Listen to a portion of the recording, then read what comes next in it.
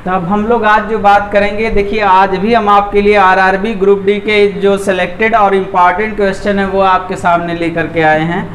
और आज फिल्टर करके लेके आए हैं कि मतलब जो क्वेश्चन आपके सामने रखा जा रहा है, मैं सोच रहा हूँ जो आप लगा लेंगे थ्योरेटिकल टाइप का उसको रिमूव कर दिया गया आरआरबी ग्रुप डी से क्वेश्चन को। और आज जो लेकर आया हूँ वो सिलेक्टेड क्वेश्चन है, जिसमें थोड़ा बहुत बच्चों को जो है साइंस के छात्र जो होंगे वो तो तुरंत कर ले जाएंगे, लेकिन बाकी छात्रों को थोड़ा सा दिक्कत होगी। और अगर आप चैनल पर नए हैं तो उसे लाइक शेयर एंड सब्सक्राइब करना नहीं भूलना है। ध्यान देते हैं क्वेश्चन नंबर 1 हमारा क्या कर रहा है। क्वेश्चन नंबर 1 ये कर रहा है कि 4 किग्रा का एक पिंड अपना वेग 5 मीटर पर सेकंड के वेग से बढ़ाकर 10 मीटर पर सेकंड कर लेता है तो कार्य होगा। देखिए ऐसे क्वेश्चन को आप लगाएंगे तो बहुत समय आपको लग जाएगा। कैसे? अगर सिस्टमेटिक करने लगेंगे तो 5 मीटर पर सेकंड है, 5 से कितना कर लिया, 10 कर लिया, तो फिर गति का समीकरण लगाएंगे, तमाम तरह का बवाल होगा, टाइम पास होगा। यहाँ एक थियरम है जिसका नाम है कार्य ऊर्जा प्रमेय। अगर ये थ्योरम लगा देते हैं कार्य ऊर्जा प्रमेय तो आप आसानी से क्वेश्चन का आंसर दे सकते हैं। तो क्या है? W बराबर डेल्टा के। आप इसका प्रयोग करिए और आसानी से आप आंसर पा जाइए। तो यहाँ पर कार्य ऊर्जा प्रमेय का मतलब जब लगाएंगे तो किया गया कार्य गतिज ऊर्जा में परिवर्तन के बराबर होता है। तो के फाइनल माइनस के इनिशियल, तो के फाइनल हो जाएगा half m final velocity minus initial velocity. तो फाइनल वेलोसिटी हमारे पास कितना है देख लीजिए, मास है 4 kg का, और फाइनल वेलोसिटी देखिए देखा जाए तो 10 मीटर पर सेकंड का होल स्क्वायर माइनस 5 मीटर पर सेकंड का होल स्क्वायर। देन ये आपका ये 2 से 2 कैंसिल हो जाएगा और आपका जो आ जाएगा ये 2 इंटू ब्रैकेट में 100 माइनस 25, तो ये हो जाएगा 75 और 75 इंटू 2 वी गेट 150 जूल। मतलब पहले का जो आंसर आएगा कि 4 किलोग्राम द्रव्यमान का पिंड अगर अपना वेग 5 मीटर पर सेकंड के वेग से बढ़ा करके अगर 10 मीटर पर सेकंड कर लेता है तो उस स्थिति में जो किया गया कार्य होगा वो 150 जूल होगा। और ये देखिए दो ही जो आपके एग्जाम में पूछा जाता है वो समझने का प्रयास करिए कि आप में क्वेश्चन कितने आते हैं, कैसे आते हैं। 2 से 3 लाइन का रहेगा लेकिन ट्रिकी रहेगा। देखिए 3 लाइन में सॉल्व हो गया कि नहीं, तो ज्यादा बड़े क्वेश्चन नहीं आएंगे। आपके पास अगर मेथड नहीं पता है तो आप उसको बड़ा बना देंगे।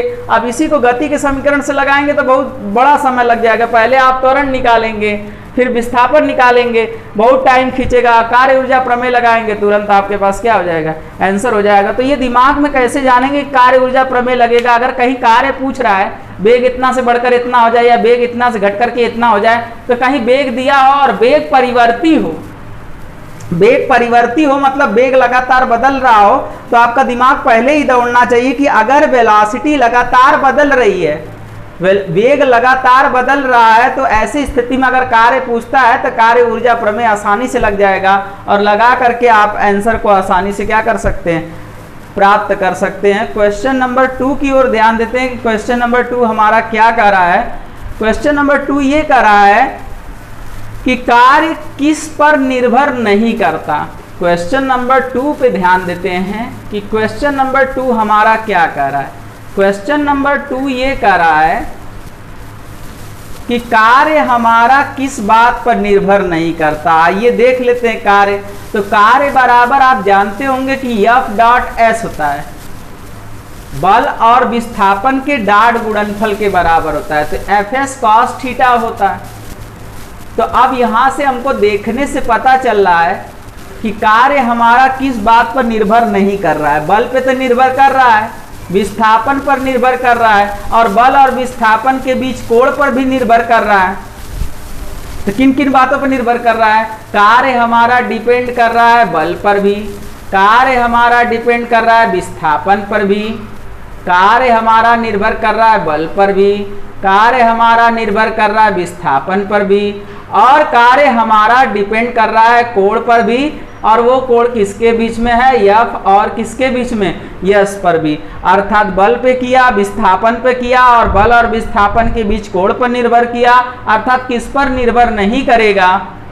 तो वो होगा समवेग। इसी तरह का आरआरबी ग्रुप डी में पूछा है, किस पर नहीं निर्भर करता, तो उसी में एक क्वेश्चन और आया, द्रव्यमान दिया है ऑप्शन में।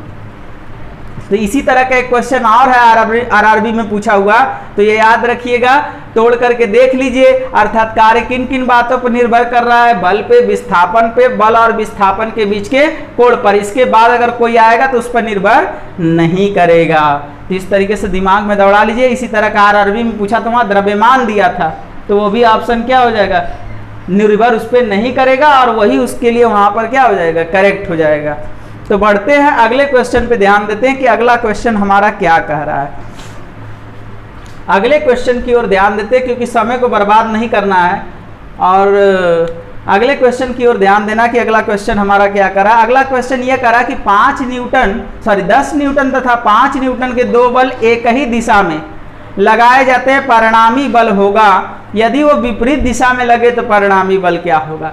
एक बात आपको बता दें, केस के थ्रू आप समझ लीजिए। अगर जैसे कोई बिंदु P है, वहां पर दो बल एक ही दिशा में लग रहे हैं बेटा, तो थीटा बराबर 0 होगा, तो उस समय बल मैक्सिमम होता है बेटा। एक चीज और याद रखिएगा, दिमाग में बैठा लीजिए, अगर पूछेगा कि बलों का मान अधिकतम कब होगा, तो याद रखिएगा जब दो बल एक ही दिशा में होंगे तभी उनका परिणामी क्या होगा, अधिकतम होगा, और उसका मान F1 + F2 है। तो ये आरआरबी में पूछा था, यहाँ ये भी पूछ सकता था कि अधिकतम बल कब होगा। तो याद रखिएगा जब थीटा 0 होगा तभी बल अधिकतम होगा, और उसका मान हो जाएगा, यहाँ पर अगर देखें तो 10 और +5 मिलकर के क्या हो जाएगा, 15 न्यूटन हो जाएगा। और वही दो बल अगर हम कहते विपरीत दिशा में हो, तो विपरीत दिशा में अगर हो जाएंगे तो कोण कितने डिग्री का बन जाएगा, 180 डिग्री का बन जाएगा। विपरीत दिशा में हो जाएंगे तो कोण 180 डिग्री का बन जाएगा, और 180 डिग्री के केस में जो बल होता है वो मिनिमम आ जाता है।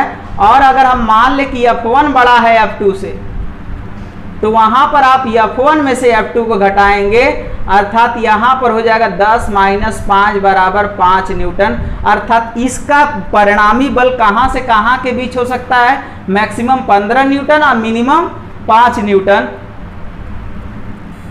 अगले क्वेश्चन की ओर ध्यान देते कि अगला क्वेश्चन क्या कर रहा है। अगला क्वेश्चन ये कर रहा है कि मोहन का वजन 40 किलोग्राम है तथा वह 10 सेकेंड में 50 सीढ़ियां चढ़ जाता है। प्रत्येक सीढ़ियों की चौड़ाई 15 सेंटीमीटर है, तो मोहन की शक्ति क्या है। शक्ति या सामर्थ्य एक होता है लल्ला, P = W/T होता है। अब अच्छा, कहीं अगर हाइट दिया रहे लल्ला, तो एक चीज याद रखिए कि वहां पर mgh का प्रयोग होगा। हाइट अगर कहीं दे दिया तो mgh W की जगह रख लेंगे। अगर कहीं वेग दिया है तो W की जगह आप ½ mv² रखेंगे। फिर से सुनिएगा, कहीं पर वेग दिया है तो W की जगह ½ mv² रखेंगे, और अभी हाइट दिया है तो W की जगह mgh रख लेंगे। तो यहां पर हो जाएगा mgh बाई कितना, T। अब अच्छा, h एक को रखेंगे तो एक का ना सामर्थ्य निकलेगा। अब या तो फिर 50 का फिर अलग से गुणा कर दीजिए, 50 सीढ़ी का निकालना है, तो क्यों ना मैं यहाँ पर n से मल्टीप्लाई कर दूं, क्योंकि जो ये शक्ति आएगी वो एक सीढ़ी का आएगा। जितनी सीढ़ियों की संख्या रहेगी उतने से आप मल्टीप्लाई कर देंगे। तो 40 किलोग्राम ये है, और g का मान 10, h का मान 0.15, और t का मान कितना दिया है 10 सेकेंड, और n का मान है 50 सीढ़ियां। 10 से 10 आपका क्या हो जाएगा, कैंसिल हो जाएगा। अब 50 ये इसको काट दीजिए, तो काट देंगे तो क्या आ जाएगा 20, अगुड़े कितना हो जाएगा 15। कैसे, एक इससे जाएगा तो 1.5 हो जाएगा, एक इससे गुणा होगा तो 15, अब 15 और 5 चौके 20, तब ये कितना आ जाएगा 15 दूना के 30, तो 300, बोलो 300 हो जाएगा जूल पर सेकेंड। और जूल पर सेकेंड को आप क्या लिख सकते हैं बेटा, वाट। तो 300 वाट आ जाएगा। कहीं कैलकुलेशन में मिस्टेक नहीं ना है। तो इस तरीके से हम लोग इसको देख लिए। बढ़ते हैं अगले क्वेश्चन की ओर, ध्यान देते हैं कि अगला वाला क्वेश्चन हमारा क्या कह रहा है, उसके बारे में ध्यान देते हैं। अगला क्वेश्चन देखिए, आरआरबी के ग्रुप डी में पूछा है। यही बड़ा आश्चर्य हो रहा है कि इस तरह का क्वेश्चन कैसे दे दिया। ये वाला क्वेश्चन आपके आईआईटी जेईई मेन में पूछा हुआ क्वेश्चन है।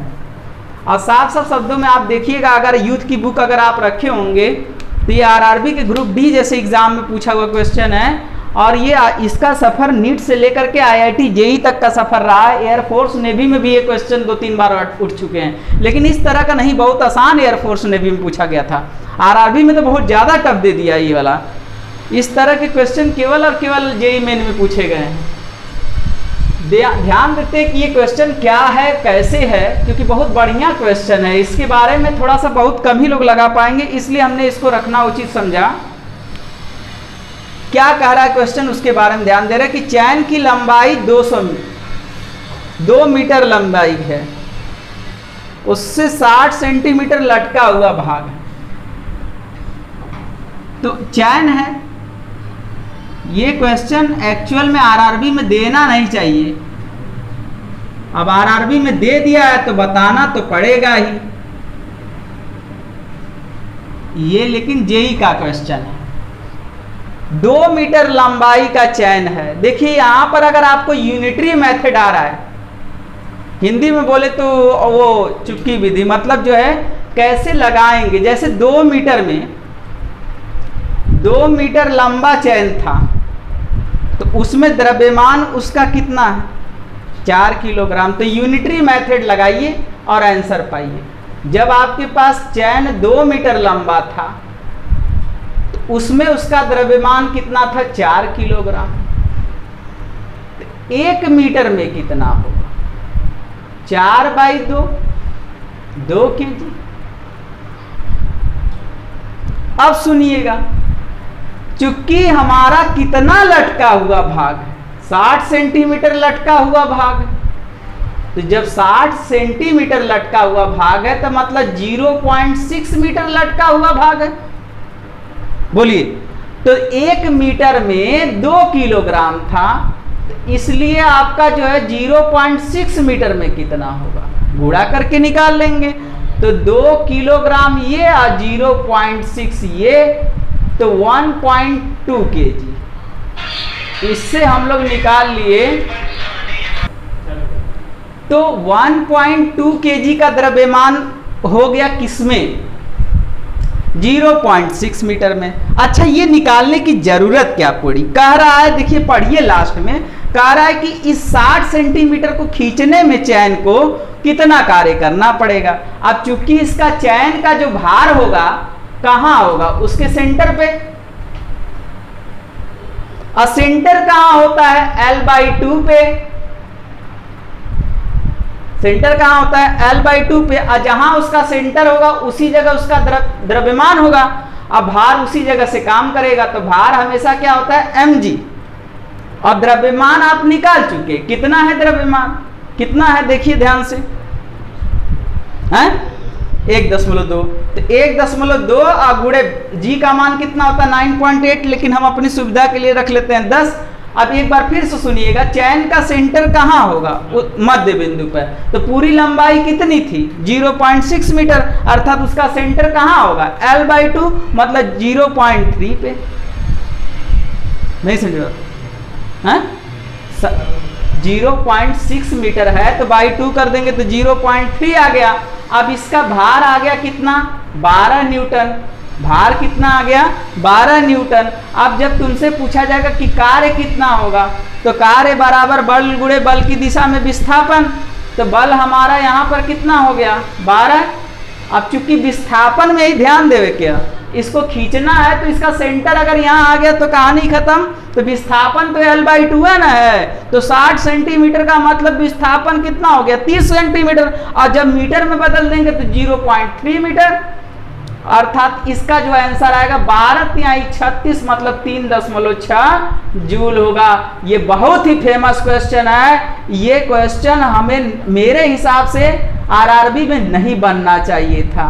ये एक्चुअल में जेई मेन का क्वेश्चन है आईआईटी के, और साथ में नीट में भी सफर हो चुका है। एयरफोर्स में आता है तो बहुत आसान आता है, लेकिन कैसे आरआरबी वालों ने इसको दे दिया, अब दिया है तो बताना तो पड़ेगा। तो इसको सीख लीजिए और बाकी क्वेश्चन देखते हैं थोड़ी देर के बाद।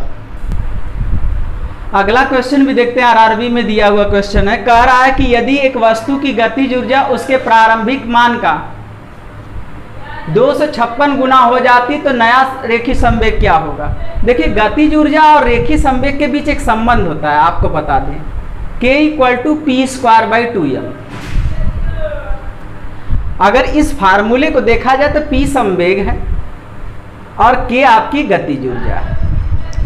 इसमें कहीं द्रव्यमान के बारे में नहीं बोला, मतलब द्रव्यमान नियत रहा होगा, यम क्या रहा होगा, नियत होगा।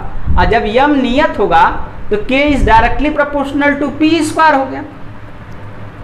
इसी तरह हम क्या k डैश बराबर p' का होल स्क्वायर लिख सकते हैं कि नहीं लिख सकते हैं।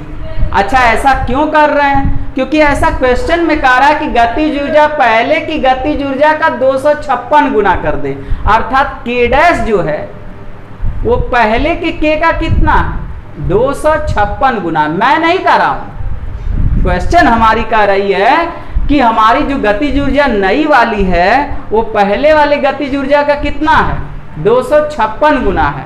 तो नया संवेग आपसे पूछ रहा है, इसलिए ऐसा करना पड़ा, क्योंकि नया संवेग क्या होगा, p डैश होगा, क्योंकि इनिशियल संवेग आपका क्या है, p है। तो इस फार्मूले का प्रयोग करके k डैश बाई k बराबर अगर हम लिखेंगे तो p डैश बाई p का होल स्क्वायर लिख सकते हैं कि नहीं लिख सकते।